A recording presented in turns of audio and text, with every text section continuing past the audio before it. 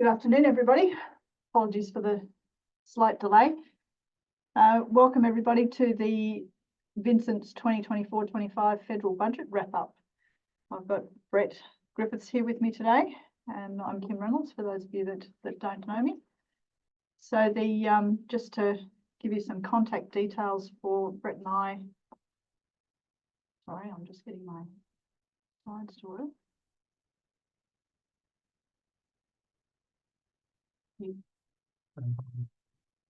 So Brett and I are available for any questions that you might have after the webinar today. But I guess we'll start today with,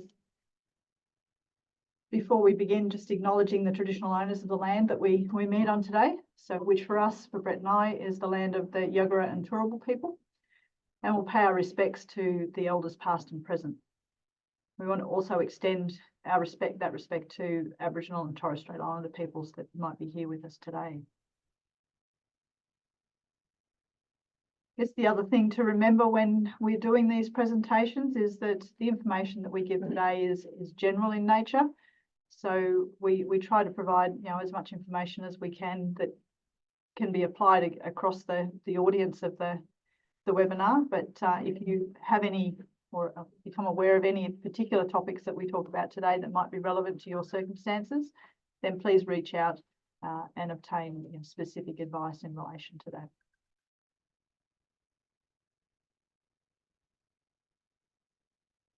So what's on the agenda today? So we thought that might have Brett sort of set the scene a little bit as to what the background to the budget was and getting ready for last night.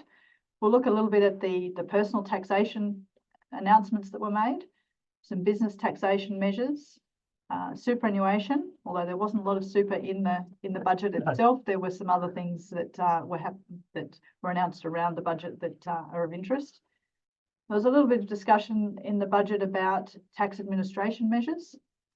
And then, as always, there's about, I think, about 7,000 odd pages of budget papers that are released on budget night. There's always a few quirky things in there, so we've found a few other things that might be of interest to some parts of the audience.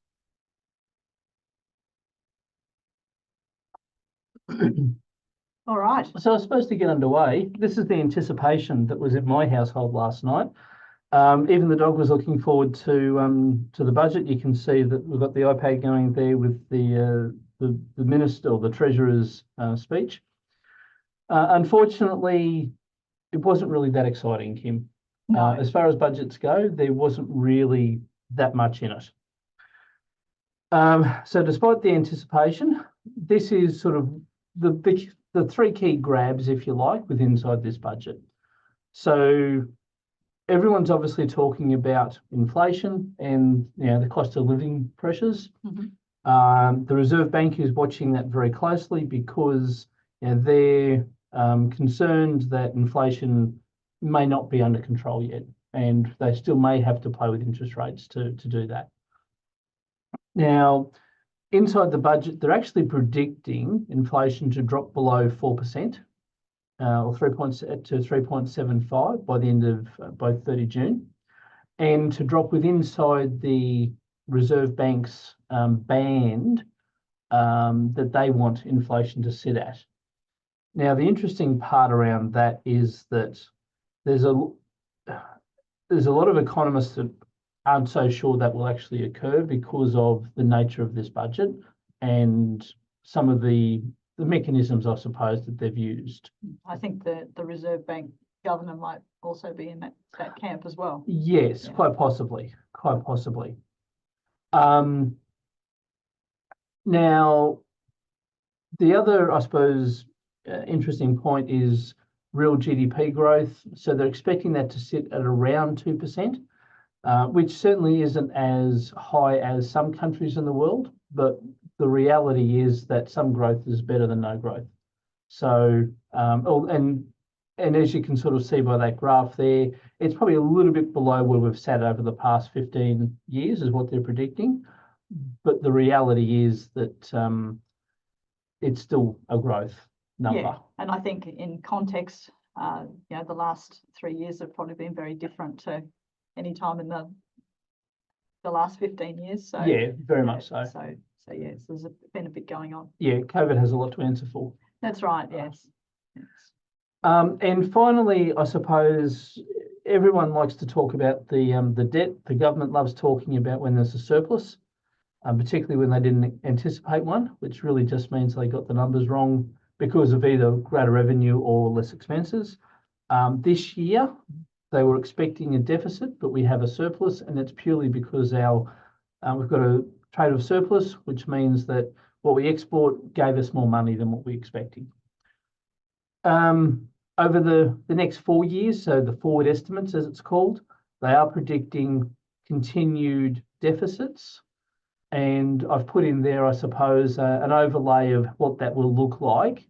So basically, by 2028, we're looking at $1 trillion in debt, which is a big number. It's a lot of zeros. Yeah, and I suppose this comes back to a point that I've said more than once, and I think Kim and I strongly share this view, is that we need structural reform of our revenue in Australia, which means a review of our tax system so it actually works for the future and doesn't essentially rely on what worked 20 years ago or even longer, because that's ultimately where we're at the moment. Yeah, and I think that comes, you know, at the moment, you know, like you said, we've talked about the need for structural tax reform, and I think that also comes off the back of the fact that the economy is changing. Yeah. The economy is very different now than it was, you know, 20 years ago, 50 years ago, but we're still using the same sort of mechanisms that we've used all of that time,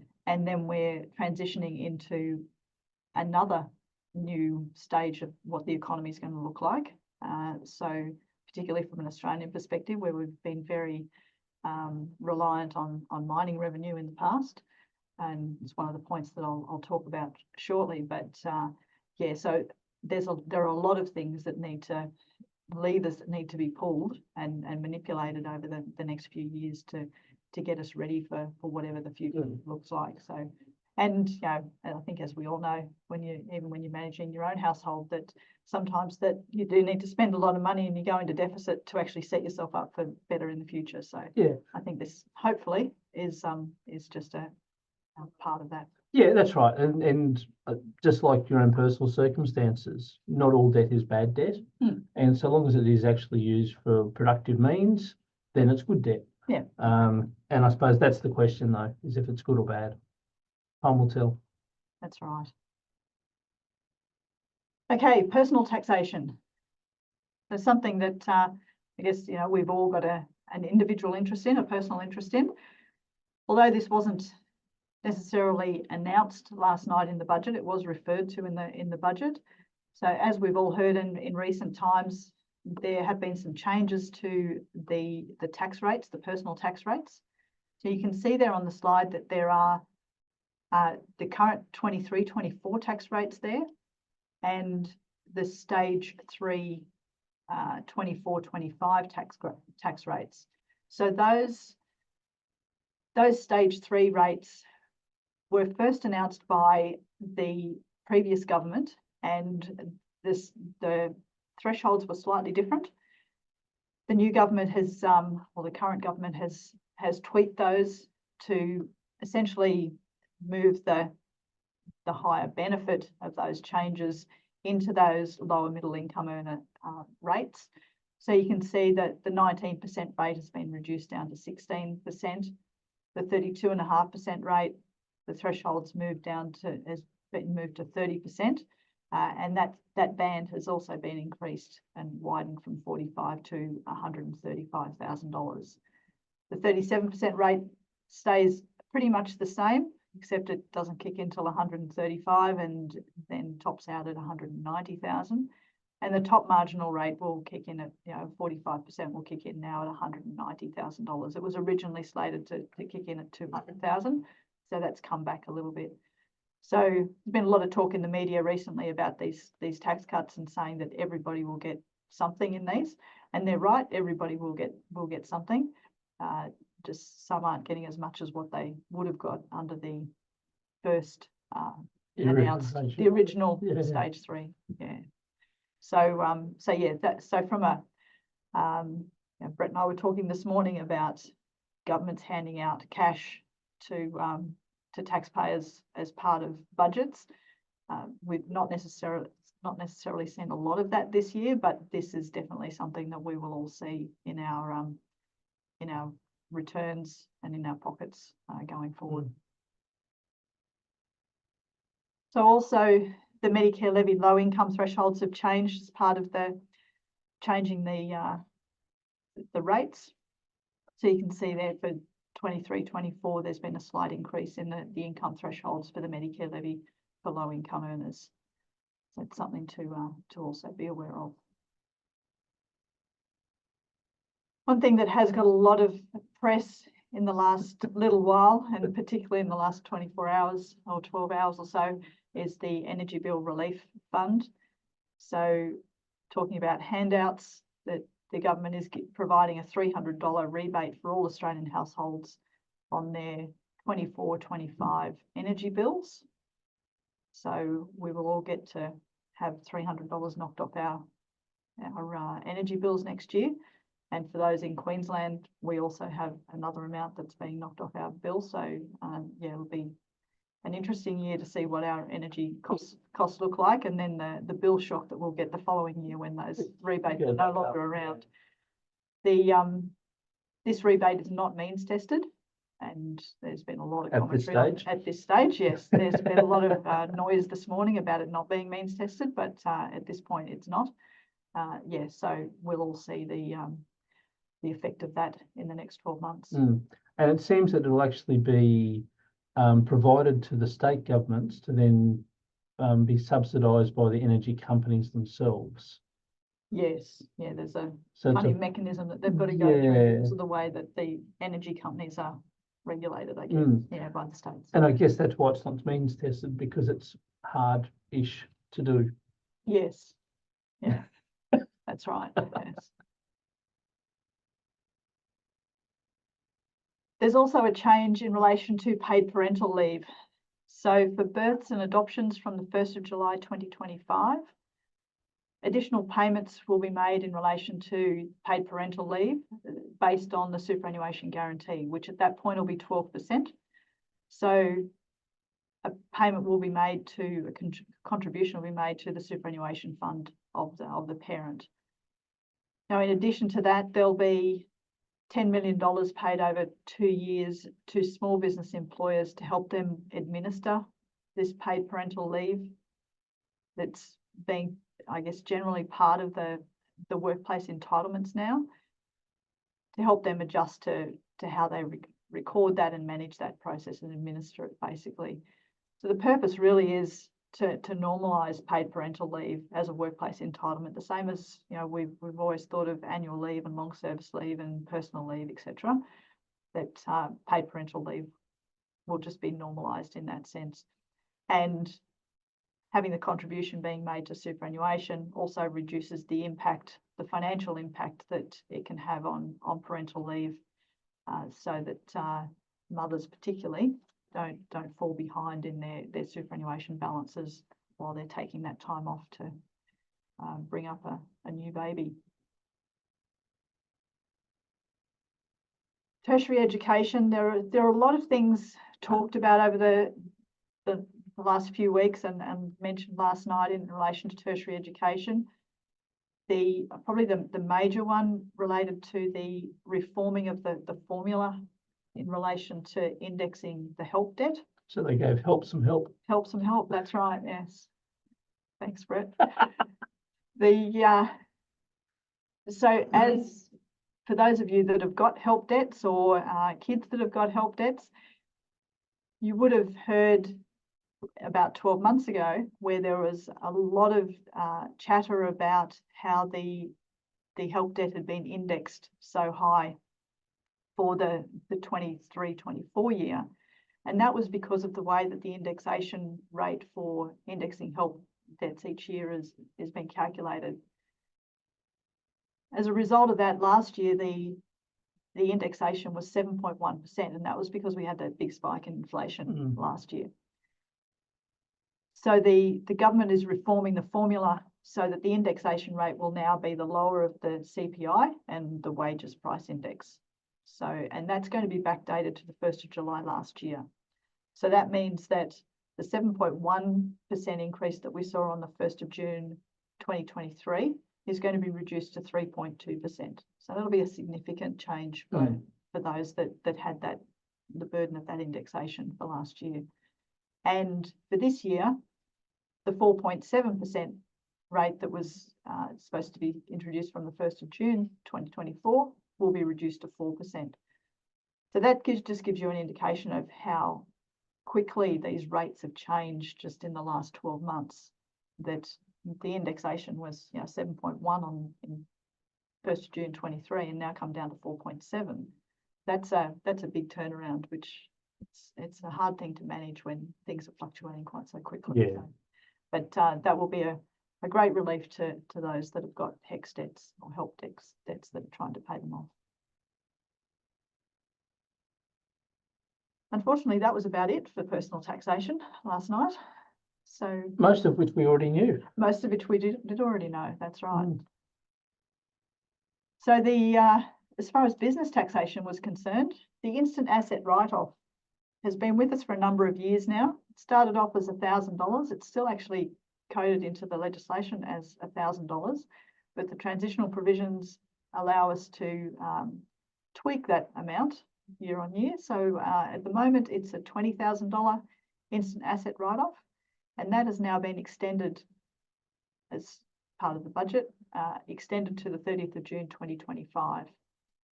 So it'll apply to small businesses. So those are businesses that have got an aggregated turnover of less than $10 million. So essentially, if you've got a number of entities within your group, then the business turnover needs to be less than 10 mil. Relates to assets that cost less than $20,000 and that are first used or installed ready for use by the 30th of June 2025. If there are assets that cost more than $20,000 or 20 grand or more, and you can't immediately deduct them, then you can still use the small business simplified depreciation pool. So you get essentially 15% in the first year and 30% in future years. There is currently legislation before Parliament in relation to the 2024 instant asset write-off to make sure that we can utilise that for this current year. So that's the financial year that's almost ended? Just reminding you that it is the 15th of May, that's right, yes, yeah. The Senate came back and proposed an increase for 2024 from 20 grand to 30 grand. So I haven't seen anything further on that yet, but that's still sitting there. But I think if we work on the 20 grand for next year, then it's probably a safe bet. And more on the energy bill bandwagon, eligible small businesses will also get a rebate of $325 on their 24-25 bills. So, like the government was saying, there was something in here for everybody. But I think that's all that small business get. I think that is all. That's right, yes. Unless, of course, you're getting involved in the renewable energy sector. So I think the tagline is a future made in Australia and becoming a renewable energy superpower. So we've got a little way to go before we become that, but we've got to start somewhere. So the proposal introduced in the budget last night was looking to accelerate investment in what's being referred to as the Future Made in Australia priority industries. And these are industries that relate to renewable hydrogen, green metals, low carbon liquid fuels, the refining and processing of some critical minerals. And there's actually quite a lot of those that have been identified. And the manufacturing of clean energy technologies, and that includes solar and wind, etc. There's also, from a tax perspective, going to be consultation on some tax incentives that will relate to critical minerals production. So have a tax incentive relating to that, and also hydrogen production. One of the interesting things I found last night in this particular in relation to this particular point was that we're going to embark on a mapping of the country for resources and groundwater over the next 10 years. So I'm really hoping that we'll find all of these critical minerals that we think that we're going to are going to be the base for our renewable energy superpower status. My turn. I'll hand over to you. Yeah. Superannuation. Of which there are only 2 announcements in the budget last night. And Kim, you've already touched on one of them. Sorry. As Kim mentioned, that Superbit was going to be paid on government-funded paid parental leaves from 1 July 25. And the only other thing they actually announced inside the budget last night was to pursue the unpaid super entitlements owed by employers that go into liquidation and bankruptcy from 1 July this year. So essentially trying to claw back or to recoup superannuation that's lost for businesses to go into liquidation, bonds or all, whatever it might be. Yeah. And that was really it. So really simple night for me. But we'll also just touch on a couple of things that are in the pipeline, but weren't necessarily in the budget last night. So the first one is the increase to the contribution caps from 1 July. So they're going to $30,000 for concessional, and the non-concessional cap increases to 120,000, so 4 times. That's how that works. Yep. Super guarantee, it's 11% this year, going up to 11.5% next year. Year after, 12%, and then it keeps going until it hits 13%. So each year it increases another 0.5%. Payday super requirements, still a little way out yet, but from 1 July 2026, SGC will be required to be paid to the super guarantee, will be paid when wages are paid. So there's a fair bit of lead time around that, just to make sure that all employers have the ability to do that. Yeah, and I think that particular one, 1 July 2026 does seem like a little way away. Like you said, there is a bit of lead time, but I think there are a lot of system and cash flow changes that need to happen within business to make sure that that actually works. Yeah. So I know that there's already some chatter around how do we do this and what do we need to do, starting to educate businesses, employers, but also employees about the timing of when their superannuation is paid. And employees are a lot more aware now that their superannuation being paid and ensuring that it gets paid on time. So making sure that employers can actually manage those expectations and start pulling it forward so that when it is payday super kick-off time, that everybody is ready to go. Yeah, because currently then they're required to pay it on a quarterly basis. Exactly. Yeah. And I suppose, as we have seen with some recent liquidations, that if superannuation hasn't been paid for those past 4 months, then it doesn't get paid. People miss out on that. Obviously, that's why they've introduced that other measure about making the employers responsible for it in bankruptcy and liquidation. Yeah. So that, I suppose, will drop off more likely drop off once this system comes into play. So that can only be a good thing. Yeah, exactly. And I suppose the only other thing I'll just briefly touch on is probably the biggest thing inside the super world at the moment, specifically around the self-managed superannuation, which is the Div 296 tax, which is the $3 million, taxing $3 million, taxing members' balances that have more than $3 million. So a little bit of a history lesson, just quickly. I find it interesting, many don't. Basically, they started this back in March 23, where they released a discussion paper. There was a draft bill was released in October 23. There was a 2-week consultation period around that. No changes were substantially made. It was passed by the lower house, which is the House of Reps, on the 30th of November 23.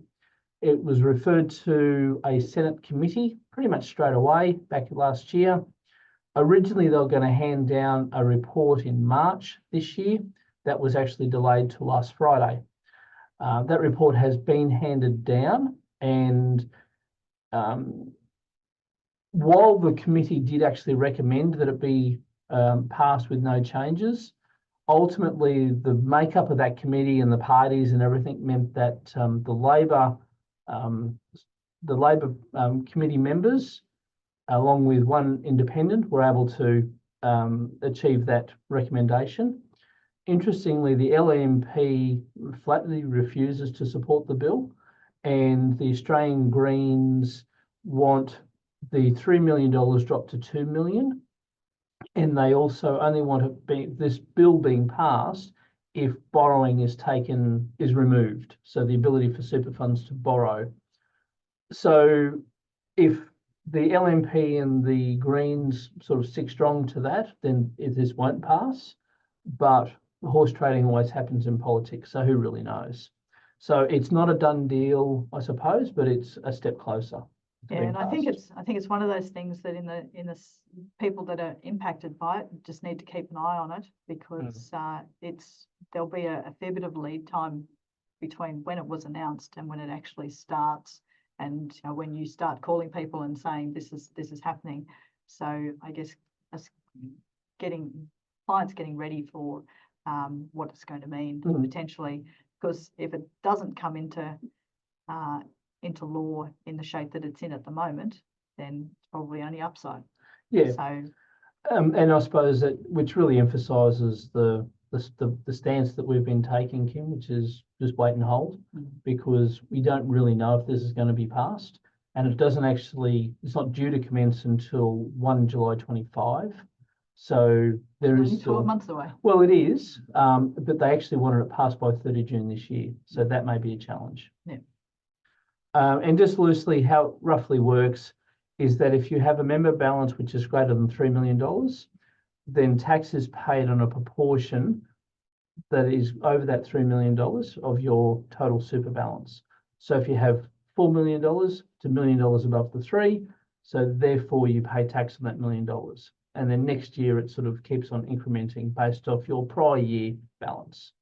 So it's not, the first year will be 3 million, but then after that it's based off what you, how much your super grows. Incremental change. Yeah, incremental change. Yeah. So, but as I say, covering off this topic is a whole webinar within itself. So that's all we're really going to touch on for now. If you want to have a talk about it, more than happy to, please reach out. Okay, but watch this space in the meantime. Definitely watch this space. Okay. Tax administration. So there's probably no budget without the government talking about what improvements need to be made from a tax administration perspective. And I guess that comes from the place where the fact that tax administration is how they manage getting the revenue, a lot of the revenue from to enable the government to do the things that it wants to do. So there's always elements of tax admin in a budget. So this is all the stuff that we're probably not quite so keen on, because it usually means more admin work that we need to deal with. So one of the areas that the government highlighted last night was with changes to the foreign resident CGT regime. So currently when a vendor disposes of shares or other membership interests that they've got in an entity, then they need to consider whether they need to pay capital gains tax in relation to that sale. And sometimes this requires them simply just to provide the purchaser with a declaration confirming whether there was any withholding required or not. So these new measures that are coming in, or changes to the existing arrangement, will significantly change how the regime's managed, and is going to place essentially a positive obligation on vendors to make notifications to the tax office. So from the 1st of July, for CGT events from the 1st of July 2025, there's going to be a bit more clarification and broadening of the types of assets that are going to be included in this regime. In this regime, there's something that's referred to as a principal asset test, and currently it's written in such a way that it's a point in time test. So you might be able to manage your affairs to not hit that particular point in time. So the test is being changed to be a 365-day testing period. So a bit hard to manage that. Yes, that's right. There will also be a requirement for foreign residents that are disposing of shares or other membership interests more than 20 mil to notify the tax office before the transaction is executed. I find that really interesting. Yeah, well, yes, it is interesting. I get it's along the lines of the when you're selling a property, an Australian property, then you get a clearance certificate or a variation certificate. You do that before the purchase is settled. So it's along those lines, but this is the transaction before it's executed. So a little bit earlier. Because with a property, you typically have a 30-day settlement period, even 14-day. You could sign a contract, get the clearance certificate before you actually settle. You're talking about shares. Currently, we're operating under a T+3. So you'd actually have to go to the tax office, notify them, and then sell the shares. But what if the price changes and you don't want to sell? Or to me, commercial factors come into it. Yes, yeah. Well, that's the detail. Yeah, I know. So yes, it's there'll be a little bit of work to do as to how it's really going to work from a commercial perspective for those particular changes. But we usually manage to find a way to look back if it doesn't settle on the same basis the contract was executed. So it does provide more oversight as to the transactions that are happening related to Australian assets that foreign residents are buying and selling, and it is in line with other OECD countries. So we're not Robinson Crusoe. Offsetting of taxpayer refunds. So this change in the law is going to provide the tax office with discretion not to use taxpayer refunds to offset old debts that are essentially pre-January 2017. So sometimes taxpayers might find that they're entitled to a refund this year. They've just lodged their 23 return and they're entitled to a refund. And the tax office says, no, we're not going to give you that refund. We're going to apply that to a debt that you had that's sitting on our system back from 2015. And at the moment, the tax office doesn't have any ability to not do that. Interesting. So this will allow the tax office to have the discretion so that they don't have to apply it to those older debts. It will apply to individuals, small businesses and not-for-profits. So hopefully that will make things a little bit clearer as to why refunds may or may not be given when you might have this old debt that's sitting around. I was listening to the Small Business Council this morning talking about the budget from last night, and they were saying that one thing that would really help small business is a clarification of what actually is a small business, because of all the different definitions and criteria that sits amongst government tax legislation, whatever it might be. That's right. Yes. Yeah. When someone says to me it's a small business, I say, in what context? Yeah, what are we talking about? Because then I'll tell you what sort of small business it is. So, yes. Anti-avoidance rules.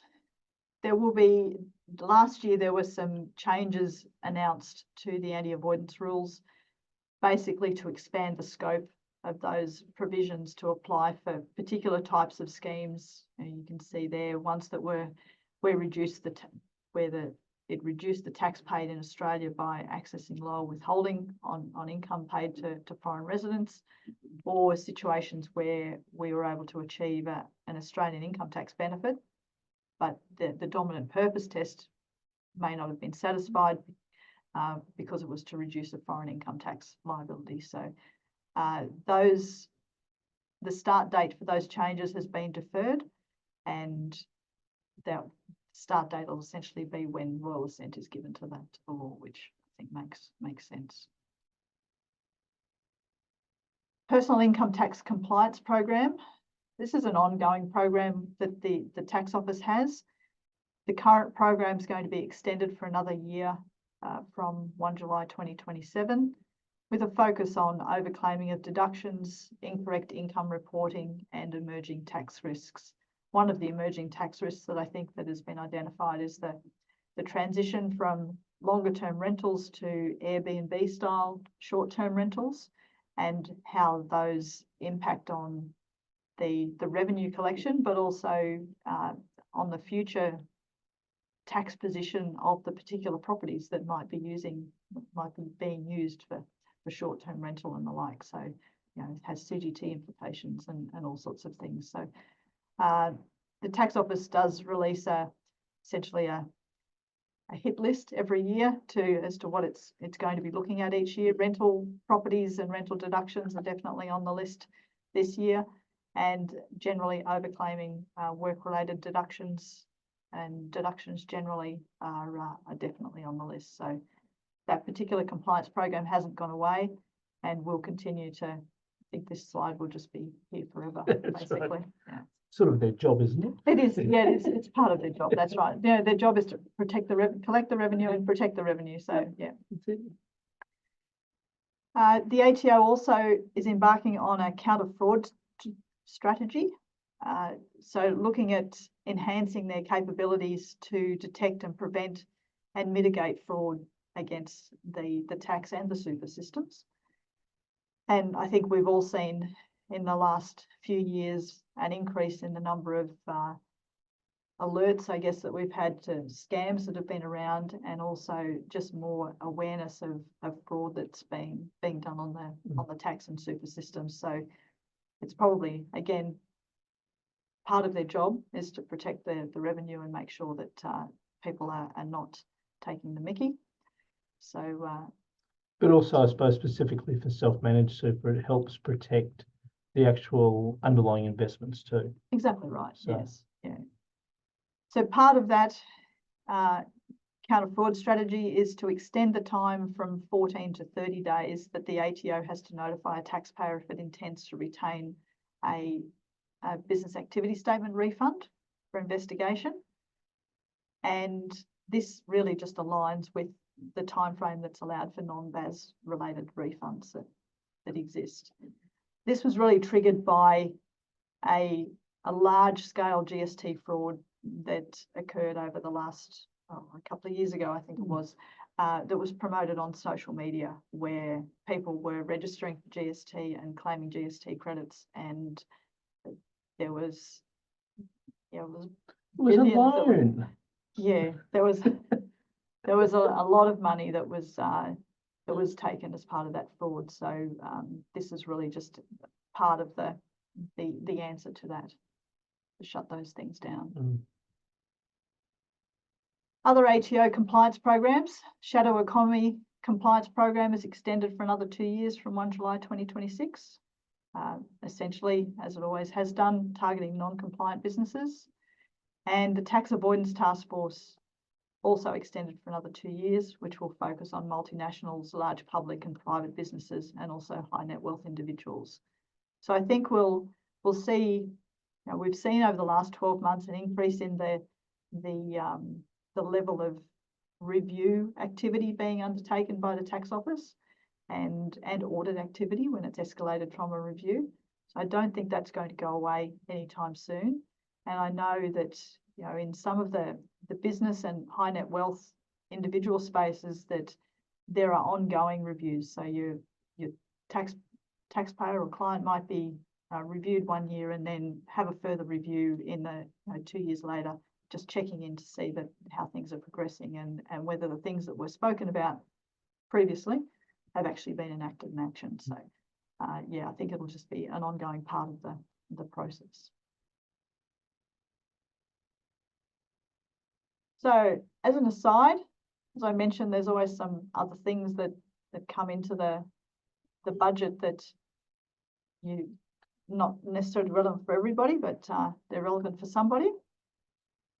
The first one is that apparently sweet potatoes are going to be cheaper as the government's now reduced its 1.5% levy rate to 1%. So, so that it's really to, I guess these levies are used for marketing and distribution assistance, and it seems that we're eating more sweet potatoes, so they don't need so much assistance. And as we're talking before, Kim, I'd suggest they've done a fairly rubbish job on their marketing campaign, because I can't remember the last time a sweet potato was being advertised. But anyway.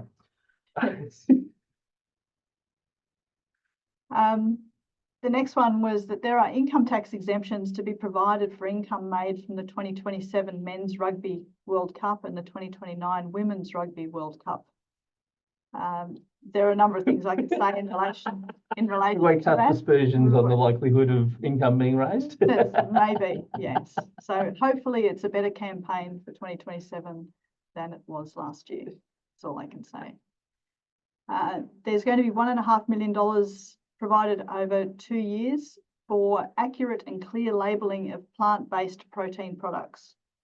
So when I read this last night, my husband made a comment to me was that along the lines that he was never going to make the mistake of buying almond milk rather than real milk.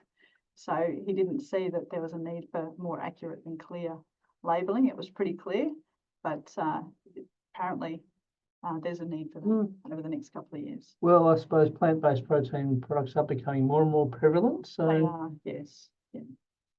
And the last one on there was, if you've forgotten to renew your passport and you're going on holidays in a couple of weeks, then from 1 July 2024, you can pay $100 for a 5-day business, 5 business day processing for your passport. There is currently a priority system to get your passport done quickly. It costs about $250 or something like that to get it turned around quite quickly. But there are some situations where you may not be eligible for that. And one that I did hear about was if you've lost your passport twice in the last 5 years, then you're not eligible for the current priority system, whereas you might still be able to get in with this $100. I wonder if this will be in addition, like the $100 plus the It's the one in 250. between. It's the one in between. So you can do the $250 if you want it turned around really quickly in a couple of days, $100 for 5 days, and then or if you're not eligible for the first one. So yes. So a little bit, a few other things sitting in there. And finally, obviously, there wasn't something in it for everyone because my dog was rather disappointed with the budget from last night. No real incentives for our animal friends. No. Not even a bone. No. And I think, overall, Brett and I have been talking this morning about whether it's an election budget or not. It's sort of an election budget in the sense that it hasn't necessarily splashed cash to everybody. It's tried to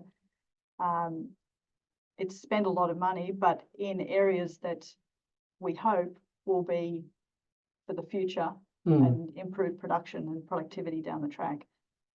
Whether that actually happens or not is another thing. And it's also a bit of talking to people this morning, they've been a little bit meh about the budget, and maybe that was part of the strategy too, because we've got an election coming up in the next 12 months, and maybe they didn't want to tick everybody off.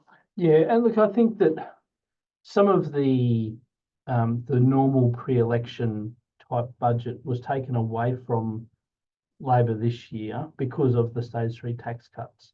They were already locked in, they'd committed to doing that. They couldn't actually give anything more than what was already in the pipeline, given how much that is actually going to cost the budget. So I think they sort of were deflated before they started.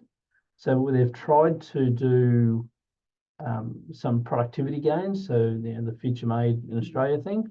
Hopefully that comes off. The skeptic side of me says that the areas that they're targeting being energy, obviously we have a lot of natural resources in Australia.